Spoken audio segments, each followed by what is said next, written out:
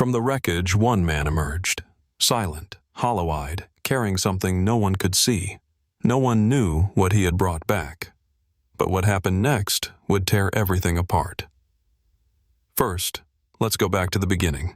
The battered ship screeched against the docking clamps, a tortured metal howl that echoed through the cavernous bay like a warning.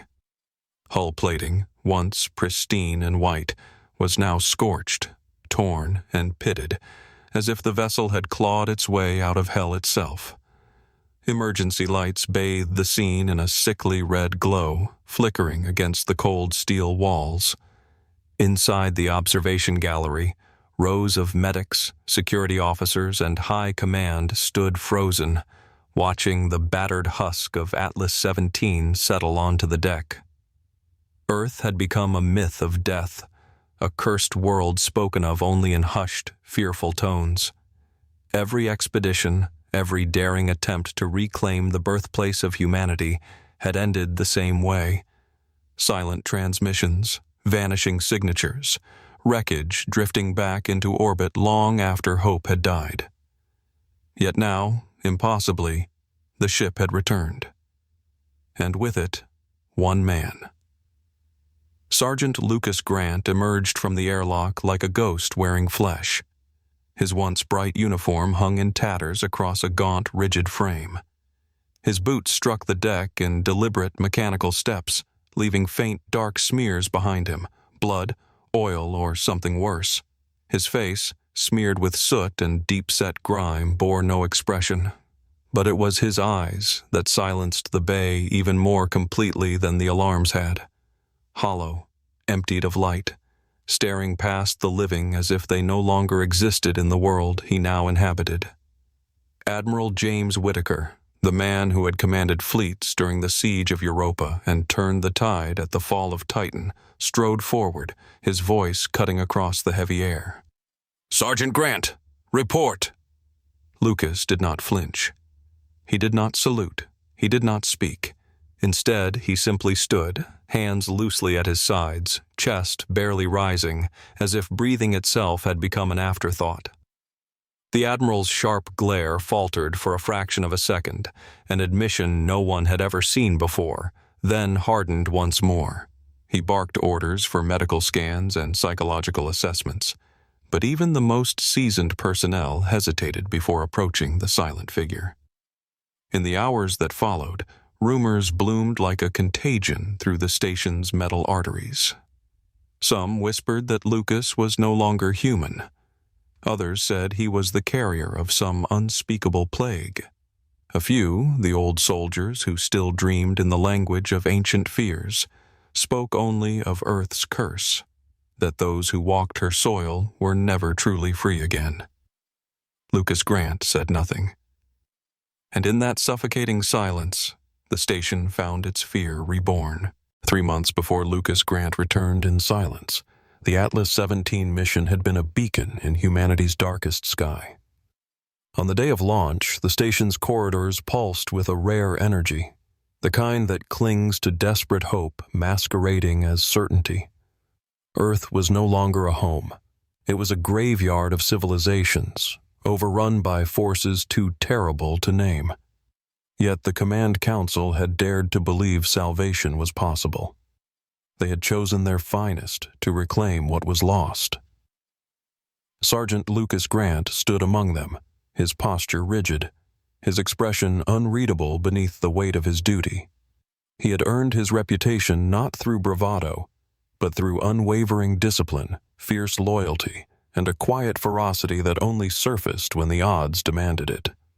His decision to volunteer had not surprised those who knew him, though few understood the true reason behind his choice. In the sealed compartment of his heart, the face of his wife, Jessica, lingered. She had vanished during the first collapse, when the world tore itself apart and entire cities dissolved into memory. No body, no last words, just absence. Lucas's team had been hand-picked for their brilliance and balance. Captain William Billy Rhodes was the strategist, sharp-minded, sharper-tongued. His arrogance was legendary, but it was arrogance backed by results, dozens of operations planned and executed with mathematical precision. Lieutenant Sarah Monroe, the mission medic, was a firebrand whose defiance of protocol often grated on command, but saved lives where rules would have killed. Beneath her quick temper was a mind trained for survival in chaos. Corporal David Hawk Hawkins had been the soul of the crew, the joker, the lifeline. His irreverent humor threaded through the team's tense preparations, easing fears with every smirk and quip. They were more than soldiers. They were a promise. Their objective was brutally clear: establish a forward base near the old North American Command ruins, recover any surviving human enclaves, and neutralize whatever had rooted itself in Earth's carcass. Every contingency had been mapped, every supply calculated to the gram. Training drills had left no scenario unexplored. They had been ready, confident, victorious in their minds before the first thrusters even fired. Yet now, the terrible truth hung over the station like a second gravity. Only Lucas Grant had returned. No reports, no last transmissions, no final stands broadcast across the void. Just silence.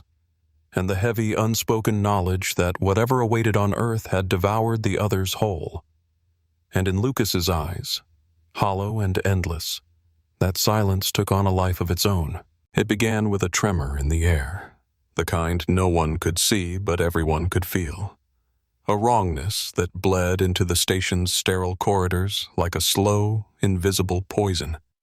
Rumors, fragile at first, cracked open and multiplied, flooding the mess halls, the maintenance bays, even the officers' lounge where stoic veterans huddled over cold coffee, speaking in low, guarded tones.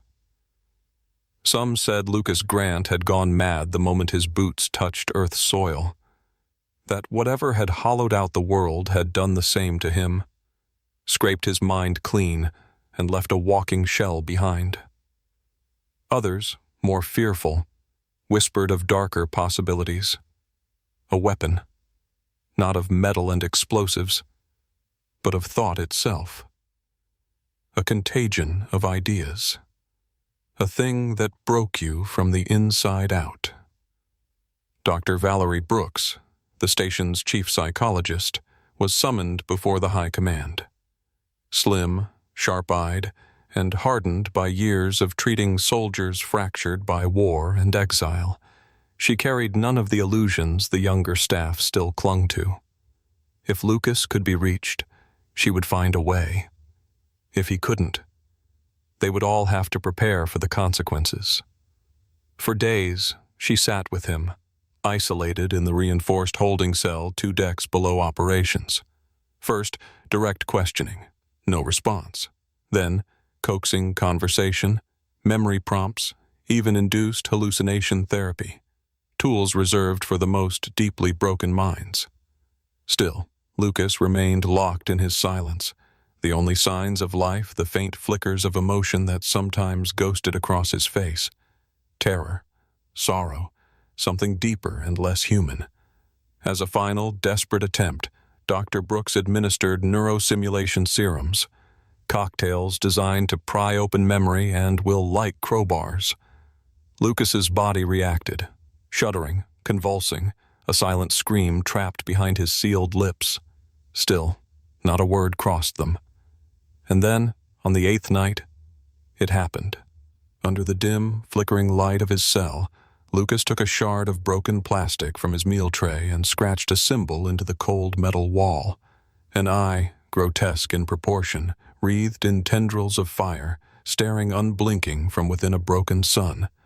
It was not the work of madness. It was deliberate, precise. Dr. Brooks stared at the drawing, a knot of primal fear coiling in her gut. She printed it, logged it, and brought it straight to Admiral Whitaker. The old warhorse, whose hands had never once trembled even when under siege, turned ashen at the sight. He muttered a name almost no one else alive would have recognized. Omega Protocol. A classified project buried under decades of secrets. Secrets humanity had sworn to forget. And now those secrets were scratching their way back into the light. The forbidden archives were not found in the main data vaults where most officers believed secrets were kept.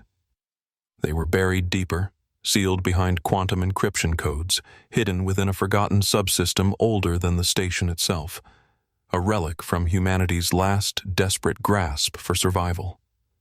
Accessing them was a crime punishable by court-martial. Dr. Valerie Brooks didn't hesitate.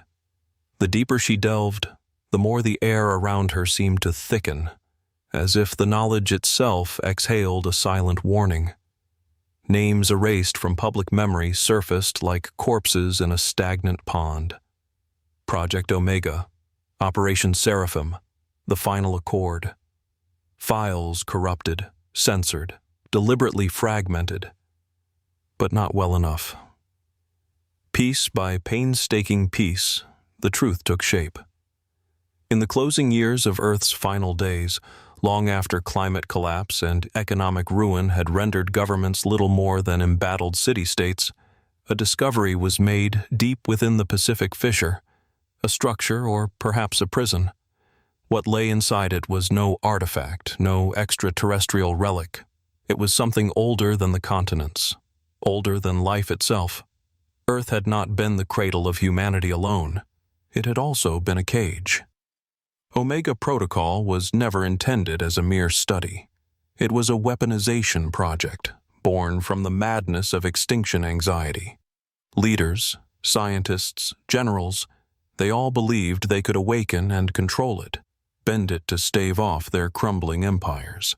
They thought it was dormant. They thought wrong.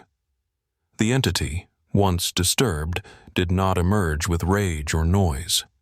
It simply was, unfolding into the world like a slow infection, unmaking reality in ways that human minds could barely comprehend. Crops withered in rich soil, oceans turned to ink. The stars themselves seemed to pull further away from Earth's reach. The collapse was no accident, no random culmination of human mistakes. It had been orchestrated by something too vast, too alien, to care about the petty ambitions of its disturbers. Governments, desperate to save the last remnants of humanity, rewrote history in real time. They masked the awakening behind tales of superstorms, engineered viruses, rogue nations turned genocidal. Each catastrophe carefully seeded to explain away the madness consuming their world. And then, when the lies no longer sufficed, they fled. To Mars, to Titan, to the barren edges of the solar system, carrying their guilt and their silence with them. Now, Sergeant Lucas Grant, against all probability, had returned. He had walked upon a world where the creature still lingered, still gazed outward through unseen eyes. And whatever he had faced down there in the ruins of Earth had cracked his humanity like fragile glass. Dr. Brooks closed the terminal, her hands shaking. The truth was not merely a record of the past. It was a warning from a future that had already begun. The neural therapy chair groaned under Lucas's weight as electrodes wrapped around his skull like a mechanical crown of thorns. His body was limp, but inside the swirling currents of the machine, memories stirred. Fragments clawing upward through layers of trauma too vast for ordinary speech. Dr. Valerie Brooks monitored the stream of raw data scrolling across her console. Flashes of color, shapes without form, emotions flaring like dying stars. Slowly, agonizingly, a story began to coalesce. The expedition had landed on Earth under a slate-gray sky, the surface broken and barren beneath the ship's trembling descent. For one brief, luminous hour, there was laughter. Billy Rhodes had cracked a joke about reclaiming the old cities and carving their names into marble. Hawk had tossed a ration pack at him in mock rebellion.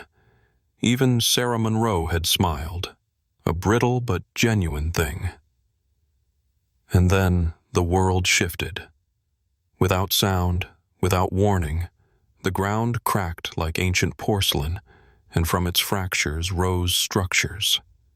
Monoliths of black stone, like thrones abandoned by gods long dead. They did not glow or hum with power. They simply existed, wrong in ways the mind recoiled from understanding. The voices came next, not through the ears, but through the marrow. Promises of strength, of salvation, whispered on frequencies older than language. Nightmares wrapped in silk and sweetness, winding through their thoughts. Lucas saw Sarah first. She froze mid-step, her mouth parting in a silent sob as tears traced dirty tracks down her face. Before she could move, before she could even scream, a figure of living darkness, more absence than shape, detached itself from the shadows and swallowed her whole. No blood, no violence, just an obliteration so complete it left the air vibrating with mourning. Billy Rhodes, ever the fighter, ever the fool, raised his rifle and fired blindly into the abyss. The bullets snapped and whined into the blackness, and then his voice joined them, a brief, shattering scream that ended mid-breath. Hawk was gone before Lucas even turned. Taken, erased. Lucas stood alone. Every cell in his body screamed to give in, to fall to his knees and let the cold, honeyed promises wash away the agony. But something else anchored him. A flame guttering, but unyielding. Jessica's memory burned in his chest like a brand against the dark. And in that stubborn, savage defiance, the thing watched him, and chose to let him go, not as mercy, as a message, or a baited hook, trailing a poisoned line back into the last surviving embers of humanity. Would you like me to continue with this deep, nightmare-soaked tone for part 6? The emotional crescendo is tightening beautifully. When the fragments of Lucas Grant's memories were finally pieced together, twisted, broken though they were, the impact hit the station like a concussion blast. In the polished halls of command, once a bastion of order, panic bloomed with venomous speed. Whispers became shouts behind closed doors. Meetings ran late into the artificial nights, filled with clenched fists and wild, terrified arguments. The politicians moved first, as they always did when fear gnawed at their spines. They called for Lucas's imprisonment without trial. Some, speaking in carefully coded language, demanded harsher measures. Termination for the greater good. They framed their arguments in clinical terms: biohazard containment, mimetic infection prevention, psychological warfare countermeasures. But underneath the sterile phrasing lay the crude, naked terror of self-preservation. Lucas was not a man to them anymore.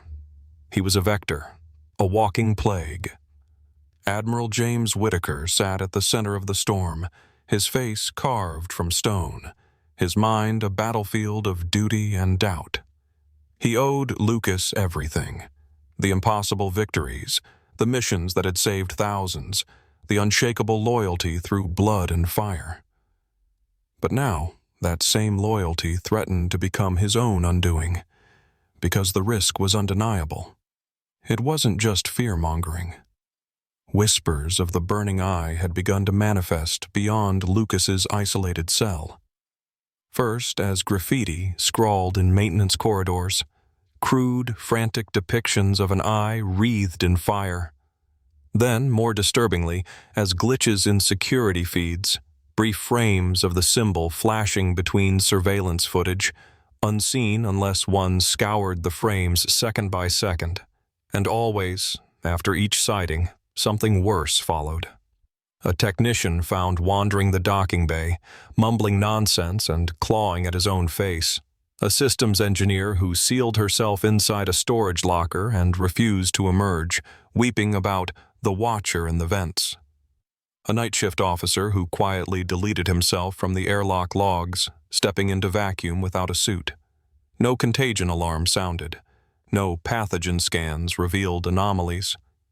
But the infection was real. Not of the body, but of the mind. Had something followed Lucas back, hitching a ride in the unguarded spaces of human thought? Or, a more terrifying possibility, had it merely awakened something that was already there, seated long ago, waiting for a chance to bloom? Paranoia thickened until the station's vast halls felt narrower, the shadows heavier. Men eyed each other with suspicion sharpened to knives. Trust, the most fragile commodity aboard, eroded like flesh in acid. The station was turning against itself. And Lucas Grant, silent and broken, stood at the heart of it. Would you like me to continue this tightening, near-apocalyptic tone for Part 7? The spiral of tension is nearing its devastating peak. The assault began without warning. The steel doors of the isolation wing slammed open with a thunderous roar, and a flood of armored security forces poured in, rifles drawn, visors down. Boots hammered against the grated floor in a merciless cadence, echoing through the sterile, confined space like a war drum. Lights strobed madly overhead, bathing the hallways in pulses of red and white, turning every face into a shifting mask of fear and resolve. Lucas Grant sat unmoving in the center of his cell, a statue carved from exhaustion and will. His hands rested loosely on his knees, his head bowed. He didn't flinch as the soldiers surrounded him, weapons bristling inches from his chest. He didn't resist when the lead officer barked orders, when the shock cuffs snapped into place with a brutal metallic finality. And then, as the air seemed to stretch thinner, the moment teetering on the cusp of violence, Lucas moved. Not to run, not to fight, but to reach out. His hand found Dr. Valerie Brooks's wrist with a sudden, desperate strength, and for the first time since his return, he lifted his face fully to hers. His eyes, those hollow, shattered windows, locked onto hers with a force that slammed into her consciousness like a wrecking ball. A surge of emotion, vast and uncontrollable, flooded through her like a dam breaking. Terror, pure and primal, the kind that strips a soul down to its barest fibers. Love, desperate and clinging, a drowning man's final gasp for something he can never reach again. Grief, endless and raw, deeper than language could ever hold. Dr. Brooks staggered under the weight of it, gasping, her mind flashing with images not her own. Black stone monoliths, screaming skies, faces she didn't know but somehow mourned. And she understood. Lucas hadn't been broken. He hadn't surrendered. He had been fighting from the first step he took back onto the station, not resisting orders, but resisting it. The entity whose whispers waited in every careless word, every thoughtless breath. He remained silent, not out of madness, but because he knew. To speak would be to invite it further in. Words were vessels. Words gave it shape. He had waged a silent, losing war inside himself to protect them all, carrying the infection alone, holding the door shut with nothing but the wreckage of his soul. Dr. Brooks felt the truth settle in her chest like a brand searing into flesh. She turned sharply, placing herself between Lucas and the soldiers, her voice cutting across the chaos with terrifying clarity. "If you arrest him," she said, her voice trembling with the enormity of it, "we lose everything." For one suspended heartbeat, the armed men hesitated, not because they understood, but because something deeper inside them, some ancestral instinct, recoiled from what they were about to do. And in that moment, the fate of all of them teetered between salvation and absolute ruin. Would you like me to continue in this crushing, emotionally charged style for Part 8? We're reaching the final, devastating emotional release. The order came down not through open channels, but in a sealed communique, stamped with codes that had not been used since the old wars. Admiral James Whitaker signed it with a trembling hand, the weight of betrayal and duty grinding in his chest like opposing blades. There would be no ceremony, no record. Lucas Grant's departure would be a whisper swallowed by the void. A transport ship, built for endurance rather than comfort, was readied in the dead hours of the artificial night. Its destination, an uninhabited planet orbiting a dying star, a place so forgotten by charts it bore only a number instead of a name. A barren world where nothing could thrive, where the silence Lucas had fought so hard to preserve would cause no more harm. He was escorted to the bay under heavy guard, though by now it was clear he posed no threat. Lucas walked without protest, his boots scuffing softly against the grated floor, his cuffs removed at the final checkpoint. His hands were free, but they hung limp at his sides, heavy with the burden he alone carried. Before boarding, he turned once, pausing at the threshold of the ship. The few souls brave enough to witness his exile stood motionless, held by a reverence no words could name. Lucas retrieved from his tattered uniform a simple silver locket, its surface battered by time and war. Inside it, the faded photograph of Jessica, smiling, unknowing, eternal. He pressed the locket against the thick viewport glass of the shuttle, resting it there as if trying to anchor a piece of himself beyond the reach of the abyss. It was his final message, a silent testament in place of the words he could never again risk speaking. He chose love over corruption, silence over destruction, sacrifice over survival. As the engines roared to life, no cheers or salutes followed him into the dark. The shuttle slipped away from the station like a lost memory, swallowed by the black, leaving only a hollow ache in its wake. Life aboard the station stumbled back toward a semblance of normalcy.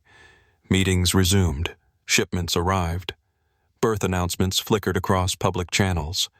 To the untrained eye, nothing had changed. But those who had looked into Lucas Grant's hollow gaze knew better. They carried it in the twitch of their eyes toward shadowed corners, in the sudden silences that fell over conversations for no reason, in the way some people, late at night, turned their faces toward the stars with an unshakable, unnameable dread.